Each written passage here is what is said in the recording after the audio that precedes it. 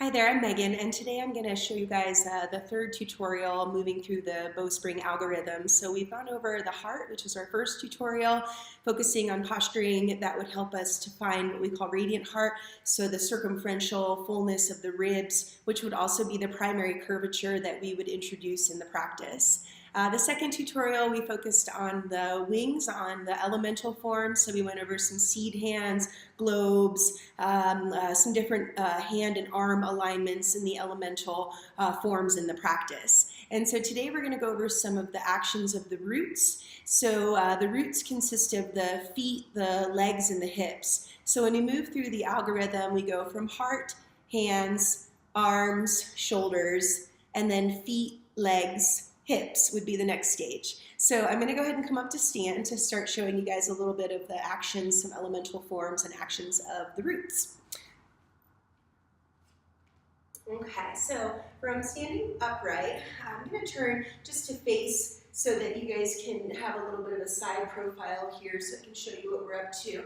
So placing your feet to begin so that their ankles are in line with the head of the femurs would be our neutral alignment.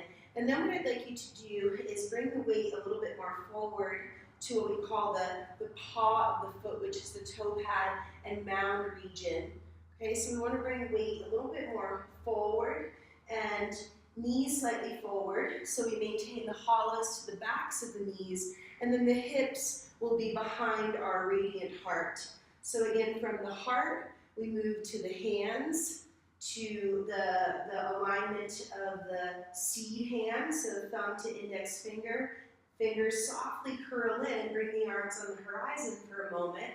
And so we create a uniform toning of the wings of the arms. So we move from heart to hands, arms to shoulders, and then we can move down to the feet.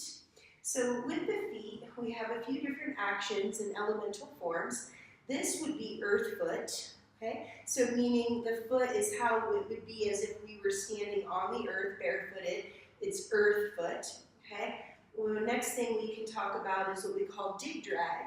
So hover the right heel. You can bring the hands to low lobes to begin. So we hover the right heel, push the right paw forward and down. And as you push forward and down, the hips will go back, and you also activate anterior front body muscular chain. Then we drag. So it's an energetic dragging back, and what we want to touch and feel and see that the hamstring is actually actively engaging and there is a gluteal lift. So we push forward down, we drag back and up, dig and drag, okay? And it's very much like a bicycle pedal. So it's a dig and a drag, a dig and a drag, forward down and then back and up. And then shift to the right, hover the left heel, and this is a hover heel. So the hovering heel is only about a quarter of an inch of a lift. It's subtle. Push your left paw forward and down, and then drag it back and up. So you go dig and drag. So very much like the bicycle pedal again. So we go forward and down, back and up. Forward, down, back and up. Activation of posterior gluteal lift is what we're seeking. Okay, lowering the heels. Now, squeeze your heels in, and I'd like you to touch your inner upper thighs and feel. And what you want to see is that you're getting a muscular engagement to the inner upper thighs. Okay, now, bending, bring your hands to your outer knees, and then push your knees wide into your hands so that you can start to feel the lift and the mound of the glutes as they rise up. Okay, so we have shins in, thighs wide. Shins in, thighs wide. Rising up, step your feet apart. Okay. Now, the next thing we can think about is this internal rotation. So the thigh bone will go back and wide, and it's called parallel parking. So it's like you were backing the car up, parallel parking on the right side of the street. So the thigh bone goes back and wide, and there's a broadening of the pelvic floor. Okay, so narrow the knee in, send the inner thigh back and wide, and broaden the pelvic floor. And then come back center, hover the left heel, and then narrow left knee in. So you hover the heel, narrow it in, send the left inner thigh back and wide. And again, we get a mounding of the glute, we get internal rotation of the femur back and wide, and then come back center, and then you can rise up to stand and step back to neutral. So once we step back into a neutral position, what we want to see then, the next thing that we can consider is what's called earth air foot. So shifting left, dig, drag, lift. And so when you lift, I like to think of it like you're walking in flip-flops in the mud. So there's like a suction energy that comes up with the lift of the paw. So when we lift earth, air, foot, so the relationship to the foot doesn't change. It's in the same placement, just like if you were standing on it. And coming upright, so we work earth, air, foot, knee forward, hips back, and then bring a little flaring out of your pinky toe and a squeeze of your heel in. Okay? So pinky toe out, squeeze the heel in, inner thigh back and wide. And then touch down with your right, shift right, dig, drag, lift left. Left leg, so now we want earth, air, foot, suctioning up from the center hollow of the paw. So we have a hollow of the paw of the foot here.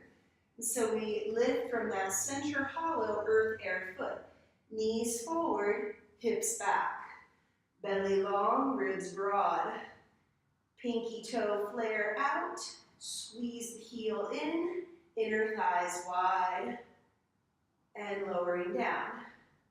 So the glutes play a huge role in this practice.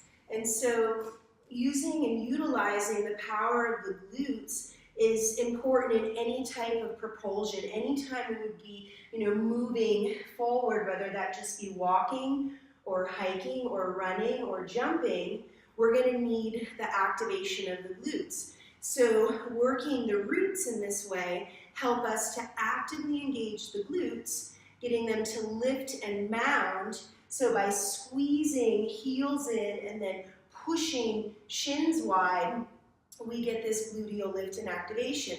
So we're not looking to have a kind of a droop down, tail down, thighs forward.